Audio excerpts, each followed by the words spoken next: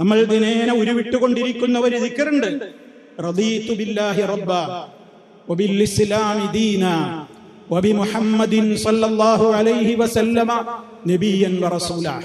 നമ്മളൊക്കെ ദിവസവും പറയുന്ന ദിക്റാണ്. എന്താ അതിന്റെ അർത്ഥം? റദീതു ബില്ലാഹി റബ്ബ, ഞാൻ അല്ലാഹുവിനെ റബ്ബായി തൃപ്തിപ്പെട്ടിരിക്കുന്നു. വബിൽ ഇസ്ലാമി ദീനാ, ഇസ്ലാമിനെ ഞാൻ ദീനായി തൃപ്തിപ്പെട്ടിരിക്കുന്നു. വബിമുഹമ്മദിൻ സ്വല്ലല്ലാഹു അലൈഹി വസല്ലമ, അല്ലാഹുവിന്റെ റസൂലായ മുഹമ്മദ് നബി സ്വല്ലല്ലാഹു അലൈഹി വസല്ലമിനെ നബിയും റസൂലുമായി ഞാൻ തൃപ്തിപ്പെട്ടിരിക്കുന്നു.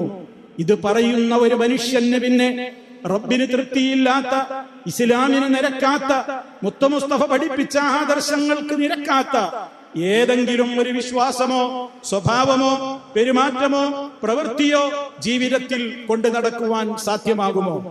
സാധ്യമാവുകയില്ല.